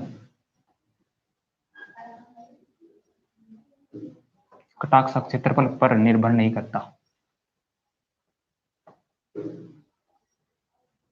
ठीक है। एक ये बहुत अच्छी बात है, वेरी वेरी इंपॉर्टेंट पॉइंट है, जबरदस्त पॉइंट है, ठीक है। यह लंबाई व कटाक्ष क्षेत्र पर निर्भर नहीं करता है, यह पदार्थ की प्रकृति पर निर्भर करता है। प्रकृति के साथ थोड़ा सा अगर पॉइंट ऐड करना चाहो तो आप तापमान लिख सकते हो भाई, नाम मात्र तापमान पर भी डिपेंड करता है आपका विशिष्ट प्रतिरोध, ठीक है। तो यह लंबाई व कटाक्ष क्षेत्र पर निर्भर नहीं करता है। अब यहाँ से इसकी यूनिट बनाते हैं, क्या बनेगी भी, ठीक है। आर बराबर रो इंटू एल बाई ए है। अब यहाँ से मैं रो का फार्मूला जैसे ही निकालता हूँ, तो रो बराबर बनेगा भाई आर ए अपॉन एल। देखो आर यहाँ है, ए इस साइड आएगा तो गुणा में होगा, और एल इस साइड है तो इस साइड आगे भाग में हो जाएगा, ठीक है। तो रो बराबर बनेगा आर ए अपॉन एल, ठीक है। आर की इकाई मैंने आपको बता चुका हूँ भाई क्या होती है, ओम होती है, क्योंकि प्रतिरोध को हम ओम से माप रहे थे, हम इकाई पढ़ चुके हैं, ठीक है। गुणा में क्या है, एरिया होता है, एरिया की क्या होती है भाई, मीटर, और एरिया होता है लंबाई गुणा चौड़ाई, तो मीटर स्क्वायर होगा भाई, ठीक है। तो इसे हम लिख सकते हैं मीटर स्क्वायर। लंबाई क्या होती है भाई, लंबाई होती है हमारी मीटर में, तो इसे मीटर लिखेंगे, ठीक है। अब इस मीटर से एक मीटर हमारा कैंसिल होगा और आपका आंसर आएगा ओम मीटर, ओम मीटर। और यही इकाई होती है किसकी, रो की, विशिष्ट प्रतिरोध की यही इकाई होती है, ठीक है। विशिष्ट प्रतिरोध की यही इकाई होती है, ठीक है, ओम मीटर। ओम मीटर को हम ऐसे लिख सकते हैं भाई, ओम और एम, ये ओम का सिंबल है, ये मीटर है, एम, एम से क्या बनता है मीटर, और ये हमारा क्या है ओम, तो इसे हम क्या लिख सकते हैं, ओम मीटर, ठीक है।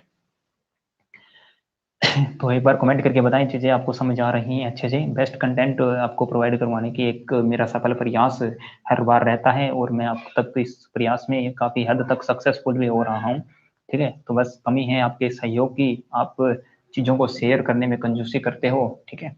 तो एक बार चीजों को शेयर करें और चैनल को सब्सक्राइब करें और वीडियो को लाइक अवश्य करेंगे, ठीक है। अपने साथियों को बताएं कि चीजें बेस्ट कंटेंट और फ्री में ये चीजें ऐसी आपको प्रोवाइड करवाने का काम अपने यूट्यूब चैनल पर एक जिम्मेवारी के साथ किया जा रहा है। ठीक है, तो ये था भाई आपका प्रतिरोध रो। ठीक है, क्या था? रो। उसके बाद आगे की चीजें भी डिस्कस करते हैं, चलिए।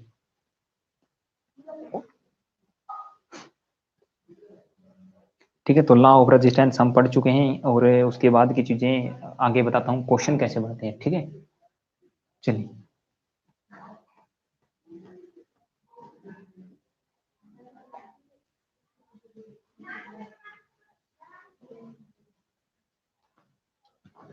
तो जो मैंने बताया था आर,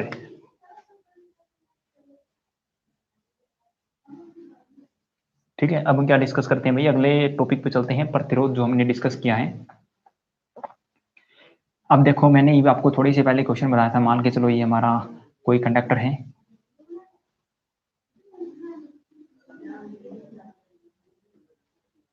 आर बराबर लो इंटू एल बाई ए, ये इसकी लेंथ है यहाँ से लेके यहाँ तक। ठीक है, और ये इसका यहाँ पे एरिया है। ठीक है, ये हमने डिस्कस किया, आर बराबर रो इंटू एल बाई ए होता है। ये हम डिस्कस कर भी चुके हैं, इतना इसमें कोई परेशानी नहीं है किसी को, कर चुके हैं ना। अब देखो अगला ही क्वेश्चन, जब ऐसे ही क्वेश्चन इसी को खींच, आपसे क्वेश्चन पूछा जाता कि इस तार को खींच कर या स्ट्रेच करके भाई, ठीक है, खींचकर लंबाई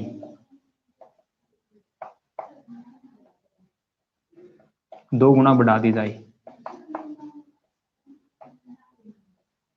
ठीक है, खींचकर लंबाई दो गुना बढ़ा दी जाए, तब प्रतिरोध इसका क्या होगा? तो पहले प्रतिरोध इसका ये है R rho into L by A. अब जो नया प्रतिरोध होगा वो कितना होगा? ठीक है, फर्स्ट क्वेश्चन आपका यही है। सेकंड क्वेश्चन, ये आपका प्रतिरोध आर बराबर रो इंटू एल बाई ए है, कोई परेशानी नहीं है, यहाँ से लेके यहाँ तक आपकी लेंथ है भाई, एल रहेगी, ये आपका एरिया रहेगा। ठीक है, अब देखो ये चीजें अगर आप बनाते हो तो ऐसी बनेगी भाई। ठीक है,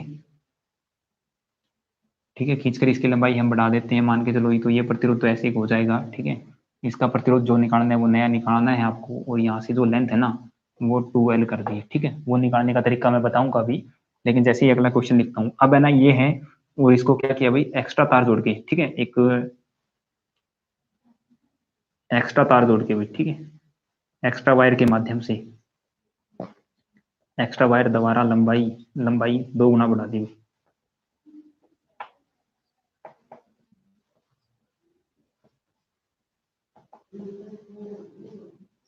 एक्स्ट्रा तार जोड़ के लंबाई दो गुना बढ़ा दी, तो आर न्यू प्रतिरोध है वो क्या होगा भाई जी? तो बच्चा कमेंट्स, जो बच्चा फिलहाल लाइव है, एक बार कमेंट करके बताएंगे चीजें सही है या नहीं, समझ आ रही है या नहीं, जल्दी से कमेंट करें भाई।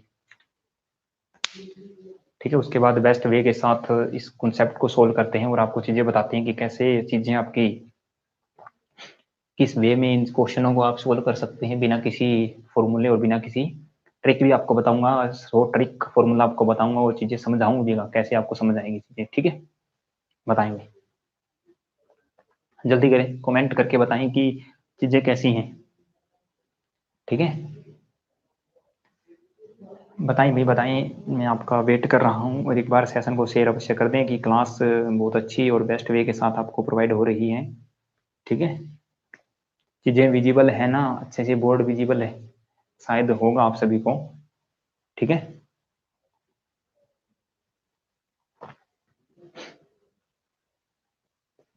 चलिए भैया, आपका कमेंट नहीं आया अभी तक, तो मैं आपको चीजें बता देता हूँ। ठीक है, अब देखो इसका प्रतिरोध R rho into L upon A है। ठीक है, इसमें कोई परेशानी नहीं है, इसका प्रतिरोध ये लिख दिया मैंने, आर ओल्ड लिख देता हूँ भाई क्योंकि पुराना है। आर ओल्ड क्या रहेगा, रो इंटू एल अपॉन ए। ठीक है, एल जो भी था वो ठीक है, लेकिन एरिया जो भी था वो भी ठीक है। एल का मान एल रख दिया, और एरिया ए था, ए का ए रख दिया। अब जैसे ही आपको कुछ चीज बोल दी जाती है भाई खींच के बढ़ानी है, तो एक्स्ट्रा तार भी नहीं जोड़नी है, और इस चीज को खींचना है, सीधी सी बात, क्या करना है, खींचना है।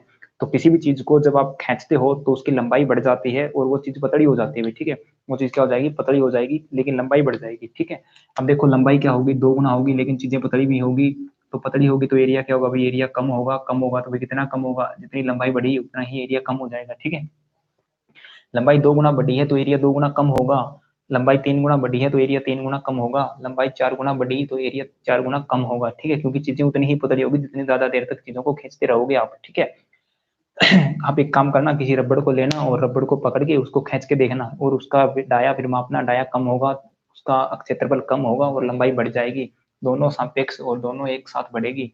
ये आपके यूनिवर्सली प्रोपोर्शनल है, मतलब डायरेक्ट में सीधा समानुपाती में होती है, ठीक है। यहाँ से मैं अब इसका आर निकालता हूँ भाई, आर आप सभी को पता है रो इंटू एल बाई ए होता है, ठीक है। रो को तो हमें छेड़ना ही है क्योंकि दोनों एक ही मटेरियल से बनी है, रो आमा का कोई डिफेक्ट नहीं डालेगा, लेकिन एल एल बढ़ के कितनी होगी, 2L होगी भाई, और एरिया ए अपन 2, ए भाग में 2 होगा। अब इसको जैसे ही सोल्व करते हो आप आर को, तो 2L, अब ये 2 जैसे ही नीचे है, 2 ये जैसे ही नीचे है, अब ये कहाँ जाएगा, ऊपर जाएगा, ऊपर जाने के बाद गुणा में और ए हो जाएगा नीचे हुई, ठीक है।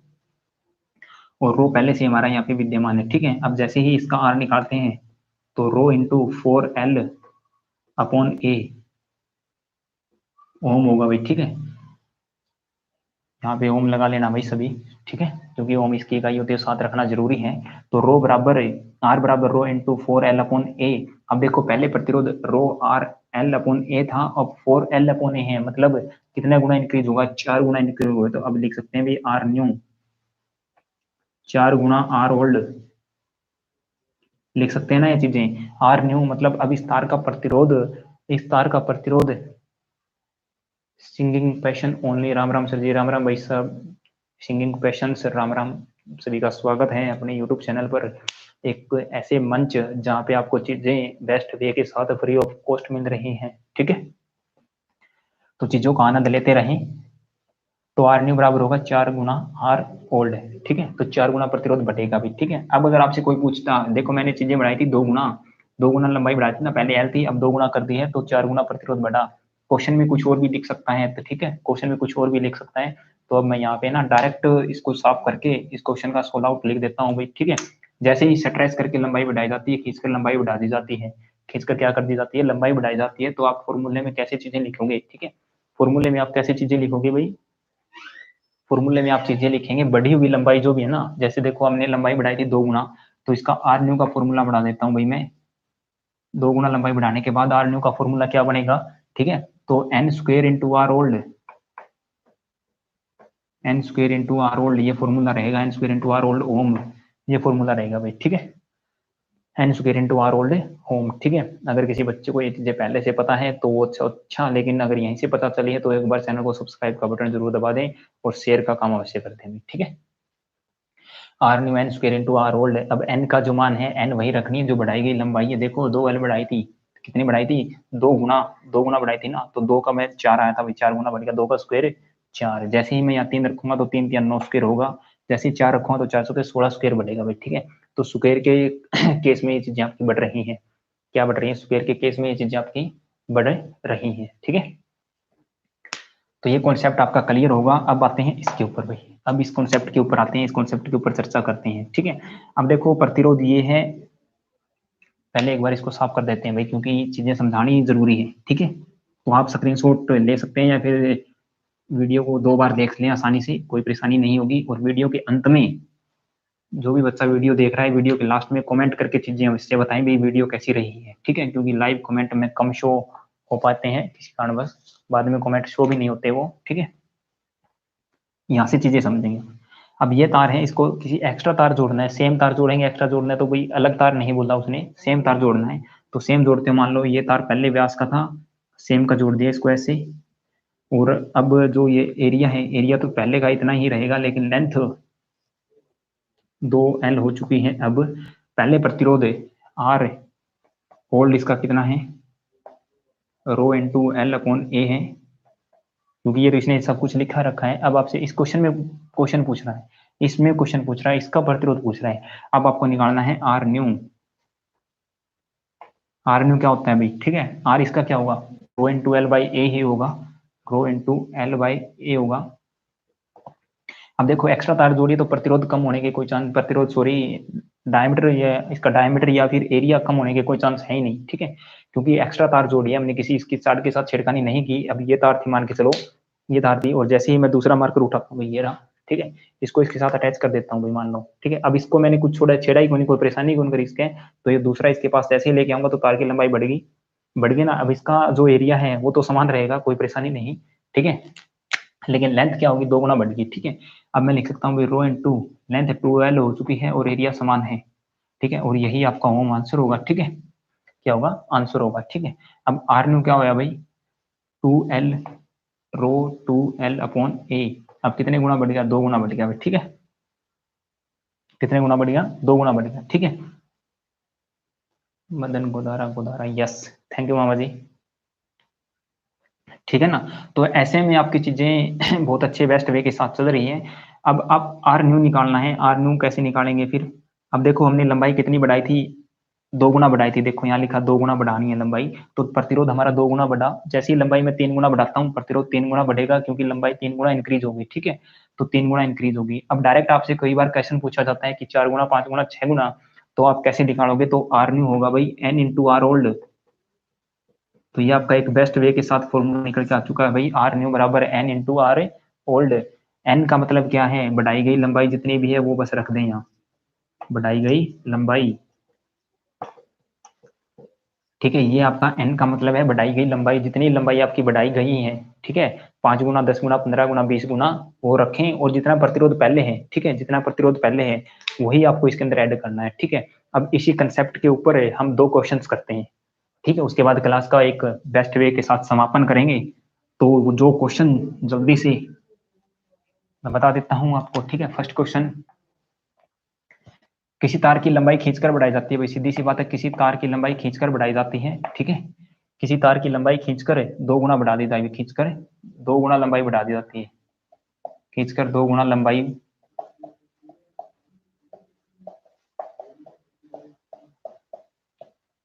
बढ़ाई गई है, ठीक है। तो पहले आर का मान 10 ओम था, अब आर का मान बताएं भाई। फर्स्ट क्वेश्चन आपके लिए है, ठीक है। पहले किसी तार का प्रतिरोध 10 ओम था और उसकी लंबाई अब 2 गुना बढ़ा दी गई है, खींचकर है, खींचकर नाम लिखा है, सबसे पहले इस पे ध्यान देंगे सभी बच्चे, खींचकर नाम लिखा है तो 2 गुना लंबाई बढ़ा दी। अब आर न्यू नया प्रतिरोध कितना होगा उसका मान आप बताएं। दूसरा क्वेश्चन मैं आपको लिख देता हूँ भाई यहाँ, ठीक है। दूसरा क्वेश्चन यहाँ लिखता हूँ भाई, किसी तार की लंबाई एक्स्ट्रा तार जोड़ के बढ़ाई जाती है भाई, ठीक है, किसी तार की लंबाई एक्स्ट्रा तार जोड़ के बढ़ाई जाती है भाई, एक्स्ट्रा तार जोड़कर बढ़ाई गई है, ठीक है, एक्स्ट्रा तार जोड़कर बढ़ाई गई है, कितनी बढ़ाई गई है भाई 2 गुना बढ़ाई गई, ठीक है, 2 गुना। किसी तार की लंबाई एक्स्ट्रा तार जोड़कर 2 गुना बढ़ाई गई है भाई, ठीक है, 2 गुना बढ़ाई गई है, ठीक है। पहले प्रतिरोध 10 ओम था भाई, ठीक है, अब प्रतिरोध बताएं।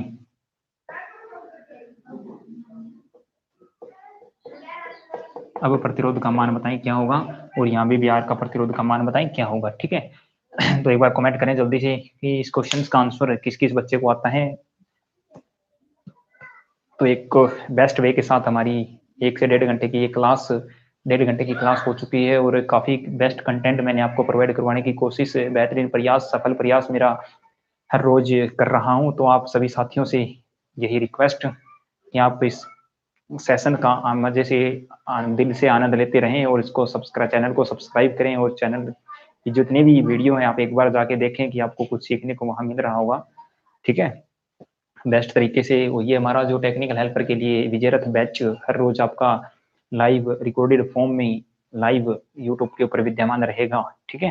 तो ज़्यादा से ज़्यादा इसे शेयर करें और चैनल को सब्सक्राइब अवश्य कर लें, दोस्तों के साथ शेयर भी करें, चीज़ों को बताएं। ये चीज़ें आपकी ITI से अगर जो भी बच्चा जुड़ा है उसकी लाइफ का एक लाइफ चेंजिंग पॉइंट जो होता है, ठीक है, वो वहां तक कारगर सिद्ध होगी भाई, ठीक है। तो चलिए मैं आपको इस क्वेश्चन का आंसर बता देता हूँ भाई, ठीक है। क्वेश्चंस के आंसर बताने की कोशिश करें भाई सभी बच्चे। चलो मैं आंसर नहीं बताता हूँ भाई, सभी बच्चे इस क्वेश्चन का दोनों का आंसर है ना, आंसर क्या करेंगे भाई, कमेंट में आंसर देंगे, आंसर कमेंट में छापेंगे भाई, ठीक है, आंसर कमेंट में छापें भाई, ठीक है। यहीं छोड़ देते हैं भाई, क्योंकि अगर कोई बच्चा इन चीज़ों को देखेगा तो कमेंट में छापने से उसकी कोई परेशानी नहीं है, किसी को आता होगा तो, और मैं कमेंट में ही चीज़ों को छापते हैं। कल जैसे ही क्लास की शुरुआत होगी इन दोनों ही क्वेश्चनों में हम उसी प्रकार डिस्कस करेंगे स्टार्टिंग से ही, ठीक है। उसके बाद चीज़ों को आगे लेके चलेंगे और एक बेस्ट वे अंदाज़ के साथ हमारा ये सफल प्रयास जो जुड़ा है टेक्निकल हेल्प पर और आपके बच्चों के भविष्य और आपके माता-पिताओं की एक उम्मीदों के साथ उस पे खरा उतरने का एक मैं आपको मार्ग दिखा रहा हूँ। मार्ग पे चलना आपका काम है, लेकिन मार्ग दिखा मैं रहा हूँ आपको, ठीक है?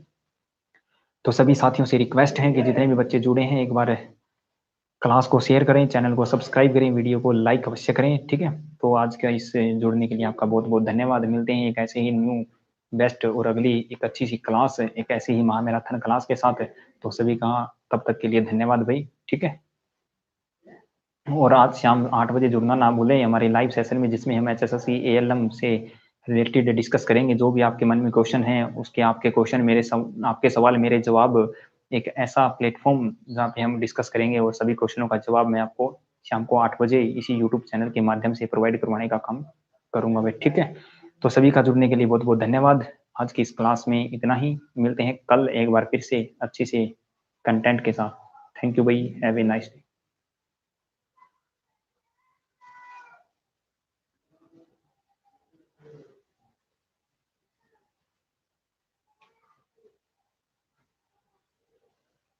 डे।